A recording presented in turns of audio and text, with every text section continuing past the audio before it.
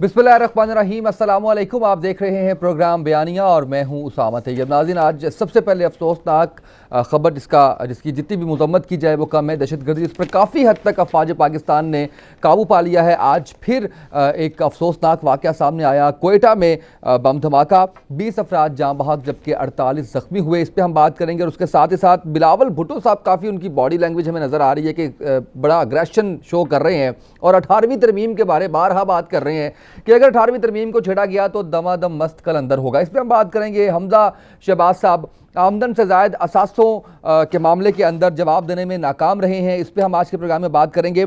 और आसिफ जरदारी साहब किसी रिलीफ के मुस्तहक नहीं है, नैब का इस्लामाबाद हाई कोर्ट में ये जवाब था। और एक बड़ी अहम बात जो एक आम आदमी की है, आपकी मेरी आवाम की है, अद्वियात के मामले के ऊपर 72 घंटे दिए इमरान खान साहब ने, लेकिन 48 से ज़्यादा घंटे गुजरने के बावजूद अभी तक कोई चीज़ सामने नहीं आ रही। अद्वियाती कीमतों को वापस करने के ऊपर बड़े सख्त किस्म के अहकामात थे, लेकिन ऑन ग्राउंड चीज़ें नज़र नहीं आ रही। इसके साथ ही साथ हमारे प्रोग्राम की खसूसियत है कि हम आपको एक स्टोरी बताते हैं जिसके अंदर इंकशाफात होते हैं। आज जो स्टोरी हमारे पास है वो बड़ी तहलका खेज स्टोरी है, जिसके अंदर हम आपको बताएंगे कि ये $1 बिलियन और 1 बिलियन यूरो की कहानी क्या है। इसहाक डार साहब उन्होंने कितने इसके अंदर जो है वो घपले करने की कोशिश की और क्या फैक्ट्स हैं सारे के, ये आपको बताएंगे। सीनियर सहाफ़ी जुल्फ़िकार राहा साहब हमारे साथ हैं। Sir, thank you so much. ये बताइएगा, ये स्टोरी पे तो हम बाद में आएंगे।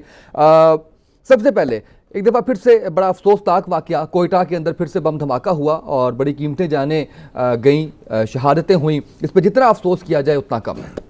बिलाशुबा उसामा, ये बड़ा अफसोसनाक वाक़या है और नेशनल एक्शन प्लान से लेके इतने ज़्यादा इक़दाम हुकूमत पाकिस्तान ने किए, पाकिस्तान की फोर्सेस ने किए और आज भी हम किसी न किसी शक्ल में हालत जंग में है। और पिछले 16 साल जिस तरह आपने गुजारे, उस पर नेशनल एक्शन प्लान के बारे में मैं हमेशा से कहता हूँ कि वो एक ऐसा नुस्खा कीमिया है, एक ऐसा डॉक्यूमेंट है, अगर उसकी रूह के मुताबिक उसके ऊपर अमल किया जाता और पिछली गवर्नमेंट वाकई उस पर अमल करती तो आज जो अफसोस हम कर रहे हैं शायद ये ना करना। बिल्कुल ठीक कह रहे हैं सर। 12 पॉइंट्स देखे ना हुकूमत के थे जिस पे कोई काम नहीं किया और जो फौज के या सिक्योरिटी फोर्सेस करने वाले थे वो काफी हद तक उस पे काम हो गया। सर, मैं थोड़ा सा आगे बढ़ना चाह रहा हूँ, कुछ सियासत पे बात करना चाह रहा हूँ। ये 18वीं तरमीम को छेड़ा गया तो हम दमादम मस्त कलंदर कर देंगे, हम छोड़ेंगे नहीं। कौन छेड़ है 18वीं तरमीम को? ये क्या ये छेड़ बन गई है बिलावल भुट्टो साहब की, या क्यों बार बार ये बयान दे रहे हैं? आज जब हम बात करें नेशनल एक्शन प्लान पे, ये भी इन्हीं से रिलेटेड है। इनकी गवर्नमेंट थी और नवाज शरीफ साहब की गवर्नमेंट थी, लेकिन मजाल है कि किसी ने उस पर काम किया हो, क्योंकि टेरर फाइनेंसिंग थी, उसमें टेररिज्म से रिलेटेड फाइनेंसिंग थी, मनी लॉन्ड्रिंग थी, बहुत सारी चीज़ें उससे रिलेटेड थी, इसलिए उस पर उस तरह से काम नहीं हुआ और पॉलिटिकल विल नज़र नहीं आई और आज भी हमारे लोग मर रहे हैं। जहाँ तक बात है मसूफ़ की, बिलावल साहब की, जो चीखें निकल रही हैं और बिलावल साहब बड़े चीख के कह रहे हैं, मैं हैरान इस बात पे हूँ कि भाई आपकी इस तरमीम को, जो बड़ी लाडली तरमीम है, इसको कौन छेड़ रहा है? हुकूमत तो कह रही है कि हम इसको हाथ भी नहीं लगा रहे, हमने कभी इस पर बात नहीं की, बल्कि हुकूमत तो चैलेंज कर रही है। हुकूमत के लोग जो स्पोक्समैन जाते हैं प्रोग्राम्स के अंदर, वो इस पे चैलेंज करते हैं। वो कहते हैं खुदा के लिए कोई एक इजलास तो बता दें कि जिस इजलास पे 18वीं तरमीम पे कभी गौर किया गया हो, इसके साथ छेड़छाड़ करनी है, इसको तब्दील करना है। एक मीटिंग बता दो, कोई एक साजिश बता दो। लेकिन मसला सिर्फ यह है कि मसूफ़ के पास बेचने के लिए चूरन कोई नहीं, मसूफ़ के पास कोई ऐसा पॉइंट नहीं है कि जिसकी बुनियाद के ऊपर वो सियासत कर सकें, जिसकी बुनियाद पे जलसे जुलूस कर सकें। वो 18वीं तरमीम का नाम लेके एक सिंध कार्ड का एक जदीद तरीका है, सिंध कार्ड के इस्तेमाल का एक जदीद तरीका है 18वीं तरमीम। हालांकि उस पर गवर्नमेंट कहती है भाई हम इसको नहीं छेड़ रहे। हालांकि मेरी ज़ाती राय यह है कि उसको बाकायदा छेड़ने की ज़रूरत है। उसमें बहुत सारी चीज़ें ऐसी हैं जिस पे काम होना चाहिए, जिसको ठीक करने की ज़रूरत है। राइट, मैं ये नहीं कहता कि उसको तब्दील कर दें, लेकिन उसको ठीक करने। चलें, इस पर डिटेल से हम बात किसी और प्रोग्राम के अंदर जरूर करेंगे। लेकिन आपने कहा चूरन नहीं है, आज तो बड़ी बातें की हैं। कहते हैं कि नैब का एहतसाब, हम उसके खिलाफ नहीं है, लेकिन हम कहते हैं शफाफ इंतखाब होना चाहिए। अब कहाँ पे उनको गैर शफाफ इंतखाब, ये इसका एहतसाब नजर आ रहा है। एक बात साथ ही साथ कहते हैं कि जी आपने कहा कि हम खुदकुशी कर लेंगे, IMF के पास नहीं जाएंगे। यानी हुकूमत के मसाइल जिससे वो इस वक्त गुजर रही है उसके ऊपर तनकीद कर रहे हैं और माजी की बातों को सामने ला के रख रहे हैं। खुदकुशी का और भी किसी साहब ने कहा था बल्कि 3-4 वो पीपल्स भाई थे पार्टी हमारे के हमारे हमारे 3-4 पीपल्स पार्टी के लीडरों ने कहा था। मुझे बता रहे थे, आप तो बताते नहीं ना, मैं बताता हूँ कि वो भाई थे हमारे प्राइम मिनिस्टर परवेज अशरफ साहब के भाई, जो पीपल्स पार्टी के पीपल्स पार्टी पार्लियामेंटेरियन के एक अरसा सरबराह रहे और वो प्राइम मिनिस्टर भी रहे, उनके भाई हैं। उन्होंने कहा कि मैं इस चौक के अंदर अपने आप को गोली मार दूंगा। कसम भी उठाई थी, कसम भी उठाई थी, और आज तक उन्होंने ना गोली मारी है और ना खुदकुशी का कोई डेट दी है कि कब वो खुदकुशी कर रहे हैं। उन्होंने कहा था कि अगर इमरान खान प्राइम मिनिस्टर बन गए तो मैं खुदकुशी कर लूंगा। एक और भी है, या सदर एक बयान और भी था, हाउस से आपको इनविटेशन आते हैं, आप चाहते हैं कि ये इनविटेशन भी आपको आए कि मैं खुदकुशी कर रहा हूं, तो जुल्फ़िकार साहब पूरी तकरीब होनी चाहिए। देखें, आप जब उनसे तवक्को कर रहे हैं कि उन्होंने ये कहा था कि IMF के पास जाएंगे, भाई IMF के पास तो आपने भेज दिया, आपने हाथ पांव बांध के उन बेचारों के उनको IMF के आगे फेंक दिया। अब उनके पास ऑप्शन क्या है, वो क्या करें? एक मसूफ किबला हमजा साहब ने भी कहा था कि अगर शेरवानी इन्होंने कभी पहन ली तो पता नहीं मैं शेरवानी दूंगा और मैं क्या करूंगा। फिर शहबाज शरीफ साहब ने भी कहा था, फिर नवाज शरीफ साहब ने भी कहा था कि इनके हाथ में लकीर नहीं है। वो तो इमरान खान ने साबित कर दिया कि उनके हाथ में लकीर भी है और वो प्राइम मिनिस्टर बन भी सकते हैं और आप जेल में भी जा सकते हो, वो तो साबित कर दिया। अब सवाल ये है कि जिस तरह बिलावल साहब चीख चीख के बातें कर रहे हैं, बिलावल साहब अपना कद उनका पॉलिटिकली शायद अभी उतना नहीं है, सियासी मैच्योरिटी भी नहीं है, लेकिन वो इमरान खान को टारगेट करके, एक प्राइम मिनिस्टर को टारगेट करके, इलेक्टेड प्राइम मिनिस्टर को जिसको वो सिलेक्टेड कहते हैं, तो वो अपना कद बढ़ाने की कोशिश कर रहे हैं। हालांकि उनको अपनी करप्शन की बात सबसे पहले करनी चाहिए। और ये बड़ी बदकिस्मती है इस मुल्क के अंदर कि इनसे सवाल करो कि आपके ये एसेट्स कैसे रातों रात बढ़ गए। आप जो पैदा हुए 21-22 साल के हुए तो आप इतने बिलियन डॉलर के मालिक कैसे बन गए? पैसा कहाँ से आया? आपने कभी कोई ऑफिस होल्ड नहीं किया, आपने छोटे से छोटा बिजनेस नहीं किया, यूनियन काउंसिल के आप कभी नाज़म नहीं रहे, आपने कभी दुकान नहीं चलाई, कोई कारोबार नहीं किया, इतने बिलियंस डॉलर आपके अकाउंट में कहाँ से आ गए? क्या ऐसा कोई जादू है जिसके नतीजे में उसको एक्सप्लेन नहीं करते? और भाई ये फेक अकाउंट्स हैं, एक धोबी है, एक बेचारा नाई है, एक गरीब आदमी है, उसके अकाउंट में अरबों रुपए चले गए, ये कहाँ से आए? इसका कोई जवाब नहीं। आप पूछते हैं कि ये अकाउंट जो फेक अकाउंट है इसके अंदर इतना पैसा कैसे आ गया? आपके केक तक वहाँ से आते रहे, आपकी टिकटें आती रही, आपके बाकी बहन भाइयों के सारे खर्चे उस अकाउंट से होते रहे। इसका जवाब दें। वो कहते हैं 18वीं तरमीम को आप छेड़ रहे हैं, हम नहीं छोड़ेंगे आपको। भाई अच्छा, आप संजीदा क्यों नहीं लेते बिलावल साहब की बातों का? आज उन्होंने इतनी बड़ी स्टेटमेंट दी है, कहते हैं हम जाने दे देंगे, इस मुल्क पे आंच नहीं आने देंगे, और आप है कि आप उनको जो है वो मुसलसल ये तनकीद का निशाना बनाए जा रहे हैं। मेरा ख्याल है वो शेख रशीद साहब फिर सही बात करते हैं, मैं तो वो नहीं कर सकता। शेख साहब बड़े आदमी हैं, वो तरीके से एक्सप्लेन करते हैं, लेकिन मैं समझता हूँ कि इस मुल्क के अंदर संजीदा बात करने की भी बहुत गुंजाइश है। खुदा के लिए इन लीडरशिप को, जो कि इस मुल्क के अंदर लीडरशिप का हमेशा क्राइसिस रहा है। मैं हमेशा कहता हूँ कि इकनॉमिक क्राइसिस, पानी का क्राइसिस और बाकी क्राइसिस तो अपनी जगह, इस मुल्क के अंदर सबसे बड़ा क्राइसिस लीडरशिप क्राइसिस। अगर इस तरह की लीडरशिप प्रोड्यूस होती रही, जैसे बिलावल साहब हैं, जैसे हमजा साहब हैं, जैसे ये बाकी हजरात हैं, तो यकीन जानिए कि फिर अल्लाह ही हाफ़िज़ है कि यार ये कैसी मस्खरापन की गुफ्तगू हो रही है।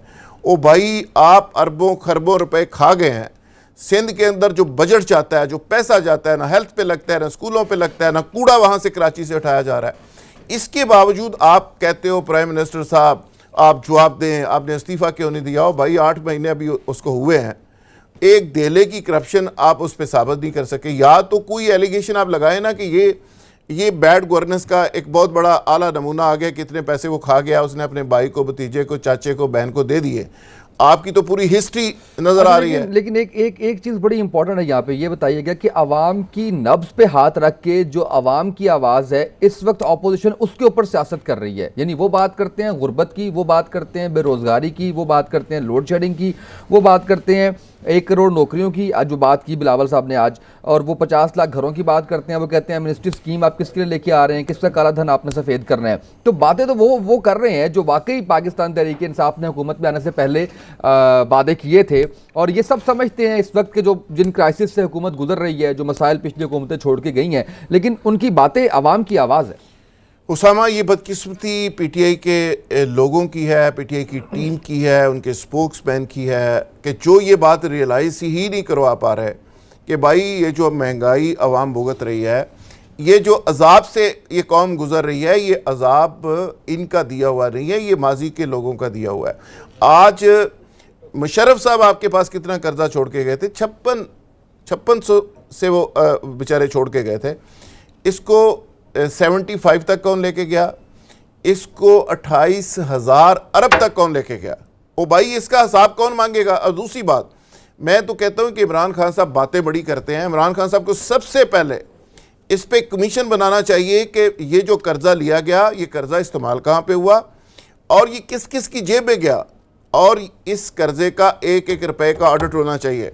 जुल्फ़िकार साहब, जो इस वक्त मसाइल जिनका सामना है, कौम उस चीज़ को भुगत रही है। आप मुझे एक बात बताएं, आप किसी अखबार को हेड करते हैं जाके, किसी चैनल को आप देखते हैं, तो उसके मामलात इतने होते हैं कि उनको समझते समझते करते करते आपको 6-8 महीने तो गुजर जाते हैं। तो आप मुल्क की बात कर रहे हैं जहाँ पे शायद उनको सपोर्ट भी उस तरह से नहीं किया जा रहा। एग्जैक्टली मैं यही बात कर रहा हूँ कि आप अभी वो पूरी तरह से उन्होंने गवर्नमेंट संभाली नहीं, आपने चांदमारी शुरू कर दी है। खैर, उनकी हालत अपनी भी ये है, उनकी अपनी भी माशाल्लाह ये हालत है कि कुछ शहर दे लोग भी जालिम सन, कुछ सानू मरन दा शौक भी सी, वो भी ऐसी ऐसी हरकतें फरमाते हैं। मतलब एक ही वक्त में देखिए, हम बात करते हैं बड़ी रियलिस्टिक, हम किसी के वजीफ़ा ख्वार नहीं है, किसी के लफाफा बरदार भी नहीं है, किसी के चमचे भी नहीं है और किसी के तर्जमान भी नहीं है। बात बड़ी सिंपल सीधी और आवाम की बात करते हैं, आम आदमी की बात करते हैं। एक ही वक्त में वोडा साहब फरमाते हैं कि नौकरियों की ऐसी बारिश होने वाली है कि यहाँ पे बंदे कम पड़ जाएंगे, नौकरियां ज़्यादा हो जाएंगी। उसी दिन 24 घंटे के अंदर अंदर शाहमूद कुरैशी साहब कहते हैं जंग लगने वाली है, तैयारी कर लें।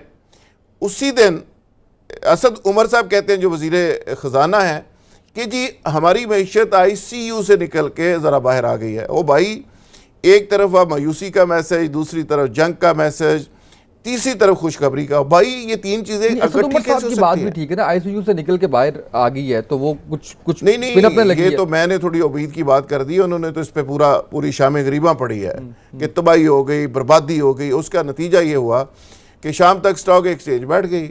आपने जंग की बात की, स्टॉक एक्सचेंज की ऐसी तैसी हो गई, लोगों के अरबों रुपए डूब गए। आप सोच सकते हैं कि एक तरफ आप कहते हैं कि मैशत तबाह हो गई है, एक तरफ जंग लग रही है, तो उसके बाद आप कहते हैं बाहर से लोग पैसा लेके आएंगे। ओ भाई, ये जो इन्वेस्टर होता है, ये इन्वेस्टमेंट जो होती है सबसे शर्मीला जानवर है। ये छोटा सा पटाखा चलता है, ये उड़ जाता है। अच्छा, मेरे और आवाम के मतलब की बात पे अगर मैं आपसे पूछूं, मुझे सिर्फ ये बताएं, डायरेक्शन तो ठीक है ना? डायरेक्शन अगर ठीक है तो इसका मतलब है कि हम मुश्किल वक्त में से गुजर के एक तरक्की के रास्ते पे चल निकलेंगे। डायरेक्शन तो ठीक है, ये तो मैं गारंटी से कह सकता हूं कि पहली दफा ये गवर्नमेंट है जो सच बोल रही है। पहली दफा ये गवर्नमेंट है जो पॉलिसी स्टेट बैंक की आई है, उस पर कोई छाप नहीं थी, कोई पाबंदी नहीं थी, कोई कदगन नहीं थी। हालांकि मिनिस्टर फाइनेंस के बगैर वो अनाउंस नहीं हो सकती। पहली दफा उसमें बताया गया कि अफराती ज़र इतना है, गुर्बत इतनी है और इस पे महंगाई का शरह है। इस कौम को माजी के अंदर क्या होता था? माजी के अंदर उसके ऊपर चादर, उसके ऊपर एक लफाफा चढ़ा दिया जाता था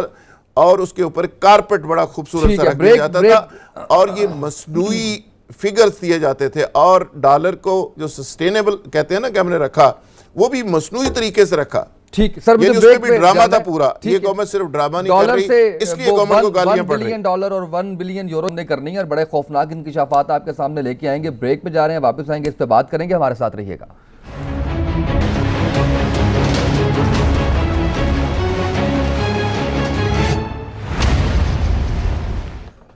वेलकम बैक नाज़रीन। ब्रेक पे जाने से पहले हम आपको बताना चाह रहे थे एक अंदर की खौफनाक स्टोरी। $2 बिलियन और 50 करोड़ यूरो की। हमारे साथ स्टूडियोज़ में मौजूद हैं हमारे मुअज़्ज़िज़ मेहमान चौधरी जावेद इलाही साहब, मारूफ बिजनेसमैन, माहिर मईशत। Sir, thank you so much for joining us. Zulfiqar Raj साहब, क्या मामला है ये सारा, अंदर की क्या कहानी है? देखिए, पाकिस्तान के साथ वैसे तो बड़े हाथ हुए और इसहाक डार साहब, अल मारूफ इसहाक डालर साहब, उन्होंने इस मुल्क के साथ इतने हाथ किए हैं और ये भी उन्हीं का कारनामा है। और ये एक ऐसी खौफनाक कहानी है कि जिसके बारे में पार्लियामेंट के अंदर सवाल हुआ और इसका कोई जवाब नहीं दिया गया। जब पूछा गया कि भाई ये $2 बिलियन के आपने बॉन्ड फ्लोट किए हैं, ये खरीदे किसने है, कौन सी कंपनियां हैं, पैसों का सोर्स क्या था, ओ भाई इसमें दिहाड़ी किस किस की लगी है, इसकी कोई डिटेल्स बता दें। और डिटेल्स बताने की बजाय सागडार साहब ने पता है क्या कहा? उसने कहा ये सिक्योरिटी रिस्क है। तो असल कहानी तो जज साहब के पास है और चौधरी साहब हम जानने की कोशिश करेंगे। चौधरी साहब, ये आवाम को बताइए कि ये ताज़ा तरीन तो खैर नहीं है, 2016 में चौधरी साहब ने जब ये वारदात हुई थी और जिस दिन होने जा रही थी उस दिन चौधरी साहब मैं गवाह हूँ इस बात का कि चौधरी साहब ने मुझे कहा एक होटल के अंदर खाना खाते हुए कि आज ये वारदात इस मुल्क के साथ ये हो रही है। चौधरी साहब, आप इस वारदात के शायद है। जी, बिस्मिल्लाहिर्रहमानिर्रहीम। राज साहब, जैसे कि बॉन्ड का पहले मैं आपको फिनोमिना समझा दूँ। ये it is a normal practice in the world और ये कोई लीगल प्रैक्टिस नहीं, it is a legal practice. Pakistan ने पहले भी ये बॉन्ड फ्लोट किए हैं। ये इसके दो मकासद होते हैं बेसिकली। एक तो अपना रेवेन्यू फॉरेन एक्सचेंज को अपलिफ्ट करना, and second is the benefit is for आपकी credibility in the international market, वो भी एक असेसमेंट होती है। और फॉर्चुनेटली पाकिस्तान इन 70 ईयर्स में कभी डिफ़ॉल्ट नहीं हुआ इस मार्केट में। इन्होंने ये किया है कि इन्होंने बॉन्ड 2014 में मेरा फ्लोट किए हैं अबाउट $2 बिलियन और कोई 50 करोड़ यूरो के बॉन्ड्स इन्होंने फ्लोट किए हैं at the uplifting of the coupon of 8.5% yield per annum उसकी यूरो की, और 7.75% यील्ड पर एनम उसकी डॉलर बॉन्ड्स की। डॉलर 8% के ऊपर आप कह रहे हैं कि 8% मार्कअप पे जी ये दिया गया, और पूरी दुनिया के अंदर उस वक्त बॉन्ड के ऊपर मार्कअप था क्या? उस वक्त टर्की, गिबॉन और श्रीलंका ने अपने बॉन्ड फ्लोट किए हैं 5.5% से लेके 6% पर। तो हमने 8% पे और IMF का उस वक्त भी आपको जो लोन अवेलेबल था वो दैट वाज 5%। ओके, 5% पे available, that was a max. उसमें इन्होंने किया ये है कि वो फ्लोट करने के बाद इन्होंने इंटरनेशनल मार्केट में जैसे एक तरीक़ाकार होता है, इसका भी एक बहुत बड़ा एक इसकी डीप एनालिसिस है कि बॉन्ड कहाँ से आते हैं, कौन लोग परचेज़ करते हैं और किस मोड से ये परचेज़ किए जाते हैं। बेसिकली ये वही है, आपकी ऑफशोर कंपनीज़ बना के अप फ्रंट पे उनका नाम रखा जाता है कंपनीज़ का, वो ही इनको परचेज़ करती हैं, लेकिन इनके एक्चुअल ओनर्स जो है ना वो काफ़ी नीचे तय में चले जाते हैं इन द डेप्थ। यानी आप कह रहे हैं कि ये कंपनीज जो खरीदने वाले थे वो कहीं और हैं और ऑफशोर कंपनीज बनी।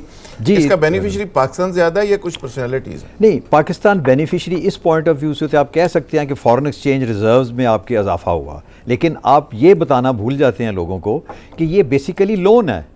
It is a different form of the loan. Loan जो आपको 5% पे मिल रहा था आपने 8 पे लिया है, लेकिन इसमें इस लोन में आप अपने काफ़ी लोगों को अकोमोडेट कर सकते हैं।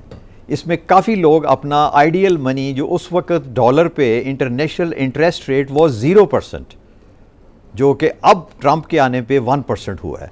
अब जिसका पैसा वहाँ आइडियल पड़ा हुआ है जो कुछ दे नहीं रहा, वहाँ पे 8% यील्ड, और इन्होंने क्या किया आगे कि आफ्टर 6 मंथ्स उसका हाफ ईयरली आपको उसका इंटरेस्ट जाए, प्रॉफिट मिलता रहा। जी, प्रॉफिट। इस पे घपले किसने किए? इस पे घपले देखें ना, डेफिनेटली जब आप इसको प्रोब इन करेंगे, ये एक स्टेट बैंक के पास लिस्ट है।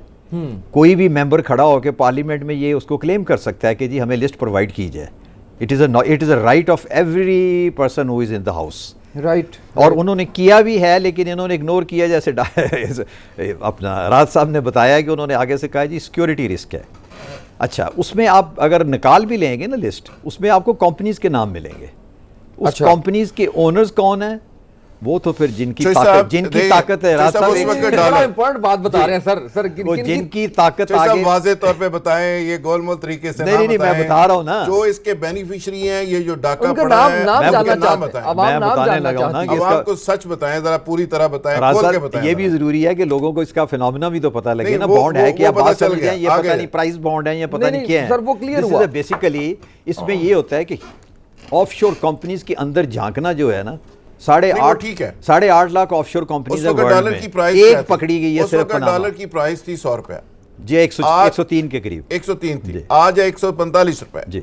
उस वक्त जिन लोगों ने इन्वेस्ट किया, जिनके बारे में ज़्यादातर अमकानात हैं कि इनके अपने लोग थे, और इसको प्रोब गवर्नमेंट कर रही है मेरी इतला के मुताबिक, कल परसों तरसों इस पर गवर्नमेंट खुल के बात करेगी। 40-45 रुपए तो उनको करेंसी डेप्रिसिएशन मिल गई, वो अगर वापस रिवर्ट करते हैं इन पाक रुपीस वो मिल गई। इसके अलावा 8% मिल गया, तो बेनिफिशियरी वो कितने हुए? ऑलमोस्ट 18 to 19% यील्ड मिली है उनको पर एनम, अगर आप डीवैल्यूएशन को भी डालें ना बीच में। देन अब उसमें बेनिफिशियरी तो I can guarantee 100%, I am sure 100% के हमारे लोग उसमें शामिल हैं। सर नाम देयर इज नो डाउट। कौन लोग शामिल नाम हैं? सर, जी नाम। वही जो अफोर्ड कर सकते हैं जी, आपको भी पता है राज साहब अच्छी तरह जो लोग नहीं, जो सब मिसाल नाम- जिनका इसाक डार साहब बाय- आपके दोस्त है, ये हमें पता है। आप बिल्कुल आपके नहीं, मेरे बहुत दोस्त पुराने तो गहरे अपना दोस्त थे। हैं, लेकिन मोहम्मद आप- इसाक डार, आप तो वो मियां इसाक डार हो गए, तो उस वक्त से मेरे अच्छा, कम हो मोहम्मद गया। इसाक डार दोस्त है, लेकिन मियां जो इसाक सब- डार नहीं थे। तो सब, लेकिन इसहाक डार साहब का नाम आप क्यों नहीं ले रहे? आप बताइए नहीं ना। नहीं, उन्हीं के दौर में तो हुआ है। अगर किसी और ने भी किया है तो रिस्पॉन्सिबिलिटी तो डार साहब की आती है, इसमें तो कोई शक ही नहीं है। अब लेकिन जो उस- maturity लेकिन हो रही उसमें है, शामिल हैं सब। चौधरी साहब अब मेच्योरिटी हो रही सबसे है। बुरा सर, सब में सब मीन्स के जो लोग करता धरता बड़े बड़े हमारे हैं इधर, गंज जो हैं उनका, जहाँ पे जिसका पैसा बाहर अगर पड़ा हुआ है वो कुछ नहीं दे रहा मसलन। आपको। आप शरीफ खानदान की इसमें बात मियां कर मंजर रहे हैं। साहब का नाम लिया जा रहा है, इसमें जी, डार साहब होगा, का नाम बिल्कुल लिया जा रहा है, होंगे, इसमें कुछ और definitely लोगों का beneficiary नाम होंगे। लिया जा रहा है। बिल्कुल बेनिफिशियरी होंगे। हम तो दावा definitely, नहीं कर हाँ। रहे, लेकिन ये गवर्नमेंट प्रोब करेगी तो वो चीजें निकल आएंगी। देखिए ना, मैंने सामने नहीं देखा ना, इसलिए मैं नाम नहीं लेना लेकिन चाह रहा, जैसा- लेकिन ये इसके बेनिफिशियरी हमेशा ही 60-70% जब भी ये बॉन्ड फ्लोट हुए हैं ना, वो ही इन्फ्लुएंशियल लोग इसके बेनिफिशियरी रहे कितने हैं। परसेंट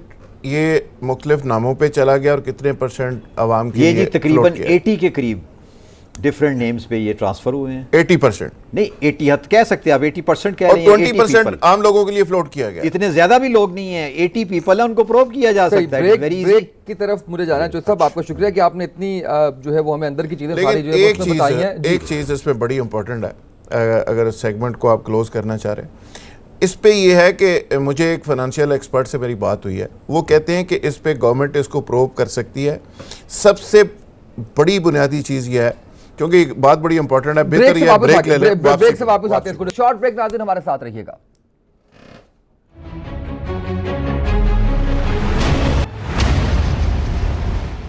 वेलकम बैक नाज़रीन। चौधरी जावेद इलाही साहब हमारे साथ मौजूद हैं और बड़े तहलका खेज किस्म के इंकशाफात कर रहे हैं। और हम गुजारिश मैं और जुल्फ़िकार राशिद साहब यही कर रहे हैं कि हमें वो नाम बताए जाएं, वो नाम बताएं जिन्होंने इस मुल्क को हर तरह से लूटा है। मतलब जिधर भी हम, जुल्फ़िकार राशिद साहब सर, जिस जगह भी हम कोशिश करते हैं कुछ ढूंढने की, वहाँ से जो है वो इतना कुछ मिलता है, इसका एक करप्शन और इस तरह के मामला। बड़ा ब्रीक सा नुक्ता, चौधरी साहब तो अंदर की खबर रखते हैं, ये अलग बात है कि वो आपसे कुछ थोड़ी थोड़ी खबरें शेयर कर रहे चलें हैं, आपको बता दें। लेकिन एक इसमें फैक्ट और भी है। मेरी एक फाइनेंशियल एक्सपर्ट से बात हुई है, उस पे ये सॉवरेन गारंटी के ऊपर, ज़ाहिर है पाकिस्तान की गारंटी के ऊपर ये बॉन्ड्स फ्लोट हुए हैं। इस पे वो ये कहते हैं कि सबसे पहले गवर्नमेंट पाकिस्तान को, इमरान खान साहब जिस तरह फाइनेंशियल एक मुश्किल के अंदर गवर्नमेंट है, एक परेशानी के अंदर है, उसको सबसे पहले तो इसको इंक्वायर करना चाहिए कि वो फाइनेंशियल सोर्स क्या है। जिन लोगों ने कंपनियां बना के बाहर ये सारे बॉन्ड्स खरीदे हैं और दिहाड़ी लगाई है, उन लोगों का पता किया जाए वो लोग कौन है, और उन्होंने पैसे बाहर पैसा खर्च किया गया ना। यहाँ से अगर यहाँ के लोग हैं तो बाहर पैसा कैसे गया, और वहाँ पे उन्होंने इतनी बड़ी अमाउंट कैसे पे की? क्या ये मनी लॉन्ड्रिंग तो नहीं है? पूरा तरीक़ाकार उसका सामने आना चाहिए। पैसा कहाँ से गया, उसका सोर्स क्या है?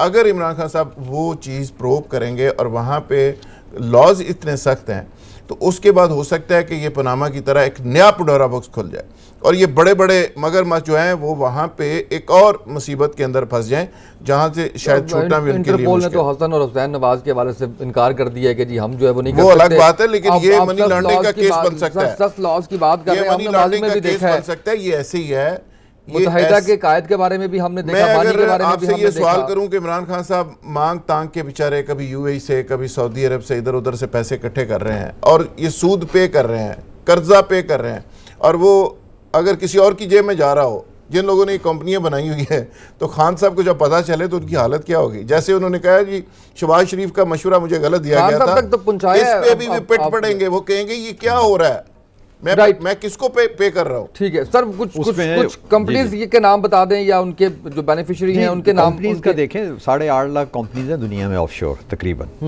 उसमें से एक अर्थ हुई है और तकरीबन जल्जला आ गया पाकिस्तान में। ये सिर्फ एक कंपनी, उसमें देखें इन कंपनीज में पैसा ही या कोई ऐसी चीज़ को रखता है ना, वो इसी बेस पे रखता है कि मेरा अप फ्रंट मेरा नाम ना आ सके।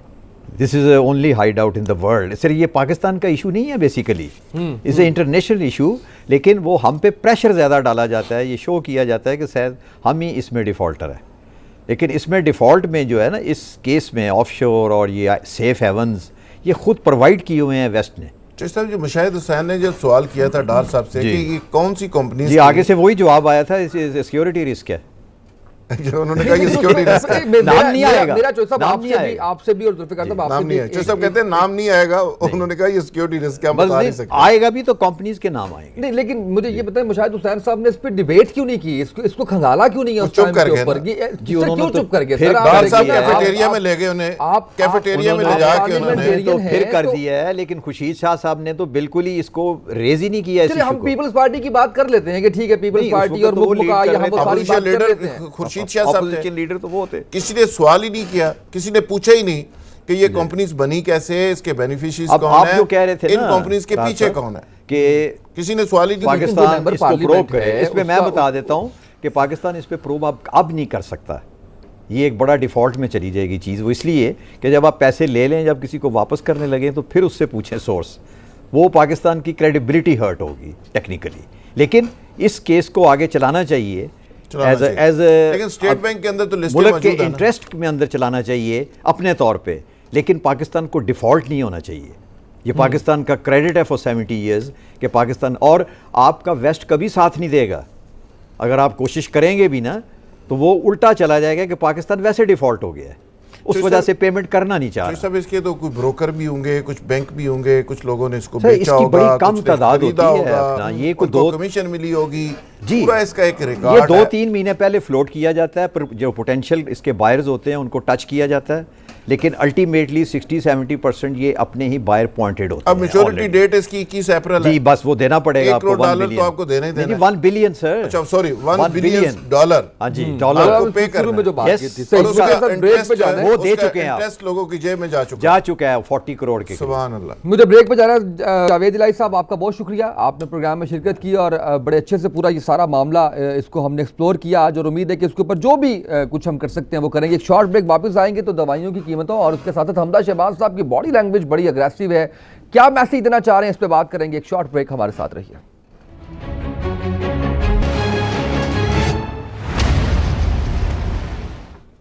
वेलकम बैक नाज़रीन। ब्रेक पे जाने से पहले हम बात कर रहे थे कि हमजा शहबाज साहब, उनकी बॉडी लैंग्वेज और अद्वियात का मामला, उनकी कीमतों में कमी का जो ऑर्डर आया इमरान खान साहब की जानिब से और आमिर कियानी साहब ने भी इसके ऊपर बड़ा बयान दिया सख्त किस्म का, उसके ऊपर क्या पेशरफ्त है। लेकिन सबसे पहले हमजा शहबाज साहब नैब से भी वो जिस तरह से भागे और फिर उसके बाद ज़मानत और उसके बाद अब जो उनकी बॉडी लैंग्वेज है, ये सारा मामला जुल्फ़िकार राह साहब है क्या क्या क्या मैसेज कन्वे करना चाह रहे हैं?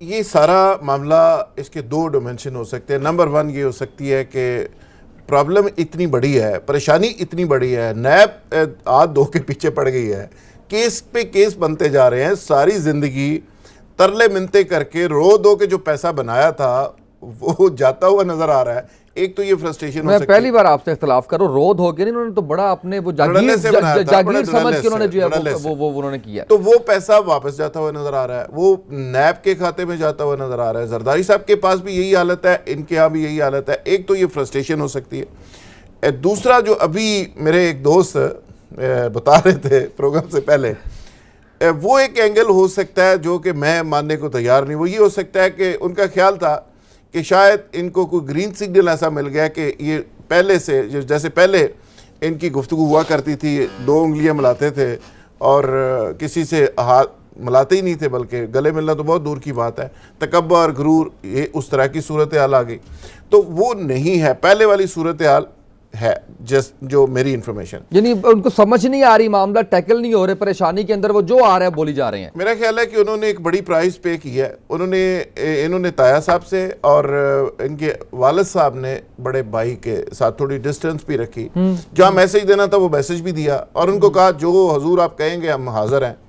उसके बावजूद थोड़ा सा रिलीफ मिला, तो इनका ख्याल था कि अब माफी तलाफी हो जाएगी, जो कुछ अब लूटा लटाया वो सारा जस्टिफाई हो लेकिन ये जाएगा। इमेच्योरिटी नहीं है। उसके बाद दोबारा से जब छापे पड़ने शुरू हो गए, जब फेक अकाउंट्स निकल आए, अभी तो इस बात पे भी गुफ्तगू हो रही है कि इन फेक अकाउंट से क्या क्या खरीदा गया। ये मैं बहुत बड़ी खबर दे रहा हूं आपको कि घर कौन कौन से खरीदे गए, प्रॉपर्टी कौन कौन सी खरीदी गई। तहमीना दुरानी साहबा का घर जो महल बना है टेक्सला के पास, इस्लामाबाद से कुछ फासले के ऊपर, वो फेक अकाउंट से खरीदा गया। ये मैं नहीं कह रहा, मेरा ना दावा है ना इंफॉर्मेशन है, ये नैब के जराए कहते हैं, नैब दावा कर रही है। और नैब ने बहुत सारी चीजें अपने कागजों के अंदर लिख दी हैं और बहुत सी इन्वेस्टिगेशन मैच्योर कर ली है और बहुत से लोग उनके साथ रब्ता कर रहे हैं और बहुत से लोग इसमें वादा माफ गवा। हमने 2 लोगों की खबर दी थी पहले, बिल्कुल, याद है आपको? बिल्कुल ऐसे ही है। अब मजीद कुछ लोग राब्ता कर रहे हैं कि हम भी वादा माफ गवा बनने के लिए तैयार है। मनी लॉन्ड्रिंग का पूरा नेटवर्क जो है वो ट्रेस हो चुका है। काफी बट से लेके जो छोटी मोटी अयान अली थी जो कैरियर के तौर पे काम करती रही या फैसिलिटेशन देती रही या देते रहे, हाँ। वो तमाम का तमाम नेटवर्क सामने आ चुका है। और अच्छा, लेकिन मेरा सवाल वही अटका हुआ है, लिहाज से बहुत तगड़ा है। और ये हमजा साहब की जो फ्रस्ट्रेशन है, जो तड़ियां लगा रहे हैं, जो बड़ी बड़ी बातें कर रहे हैं, उसके पीछे ये कहानी। अच्छा, लेकिन फ्रस्ट्रेशन आप ये कह रहे हैं और आपने ये भी कहा कि उनको शायद ये इमेज उन्होंने बना लिया कि शायद माफ़ी तलाफ़ी होने वाली है। मेरा सवाल ये है कि ज़्यादा जो अग्रेशन था वो तो बड़े मियाँ साहब और मरियम बीबी उनके उनके उनके अंदर था और वो शो भी होता था, वो खामोशी से बैठ गए हैं। ये शहबाज शरीफ साहब उनको फॉलो कर रहे हैं, तो शहबाज शरीफ साहब को तो स्टाइल कभी ये नहीं रहा, तो ये कैसे बिल्कुल आउट ऑफ द वे जाके 3 लोग खामोश हैं जिनमें से 2 पहले बहुत ज़्यादा बोला करते थे और हमजा शहबाज साहब अब जो है वो तड़ाक हमले कर रहे हैं। देखिए, हमजा साहब जो हमले कर रहे हैं और जो बिलावल साहब कर रहे हैं, ये डायरेक्टली हिट किसको कर रहे हैं? जिसकी आज भी पूरी दुनिया के अंदर अरबों लोगों के अंदर फॉलोइंग है, फ्रैंकली स्पीकिंग। और ये दोनों हजरात, बाकी दोनों जो हमले कर रहे हैं, मंडी मुरीद के से आगे इनको जानता कोई नहीं। मंडी मुरीद के भी चूंकि उधर हमारा गाँव है तो इसलिए मैंने नाम ले लिया, वरना शदरे से आगे ऐसा ना करे, वज़ीर आज़म रहे हैं, वज़ीर आला रहे हैं, उनकी औलादे हैं, ऐसे ना करे। हमजा साहब वज़ीर आला रहे नहीं, उनके मैंने उनकी औलाद का बात गुजरावाला तक कर दे, थोड़ा आगे कर। सवाल ये है कि जिस बंदे को आप ऐसे मुखातब कर रहे हैं कि ओए ओए ओए, ठीक है, वो प्राइम मिनिस्टर है यार, खुदा के लिए। पूरी दुनिया के अंदर 2 अरब से ज़्यादा लोग, ये तो पूरी दुनिया के अंदर लिखी पड़ी बातें हैं। उसकी जहाँ जहाँ क्रिकेट है उसकी घर तस्वीरें लगी हुई हैं, उसकी एक फॉलोइंग है पूरी दुनिया के अंदर।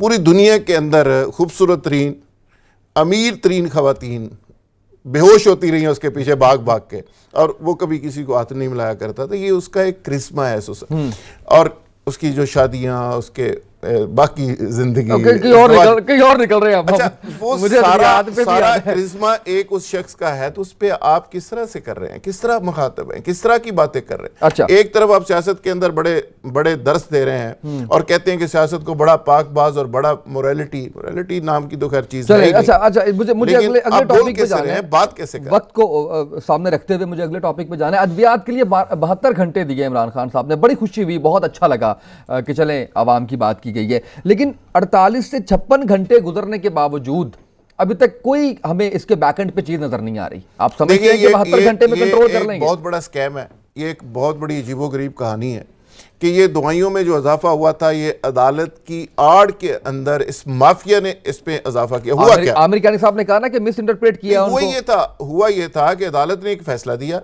उन्होंने कहा 9% या इतने % आप इजाफा कर लें। इन्होंने क्या किया है, उसको पिछले 5 सालों से उसको कैलकुलेट किया कि पिछले 6 सालों से 5 सालों से कोई इजाफा नहीं हुआ, लिहाजा ये जो इजाफा कोर्ट ने कहा है इसको हम मल्टीप्लाई करेंगे पिछले 6 सालों से, तो वो 4-5 गुना कीमतें बढ़ा दें। वो 80 से 90% तक इजाफा हो गया।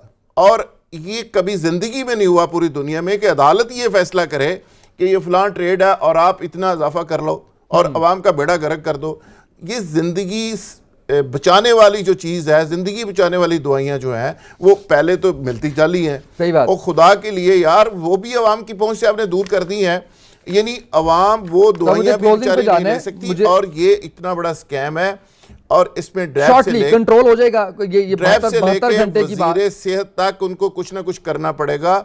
यहाँ तो चेयरमैन जो हो जाएगा, जो सीईओ ड्रैप है, सही, उनकी सनद से लेके उनके ऊपर सवालिया निशान है। मेरा प्राइम मिनिस्टर ने जो विल दिखाई है, मेरा ख्याल ये हो जाएगा। आज के प्रोग्राम से इतना ही, इजाजत दीजिए, अल्लाह हाफिज।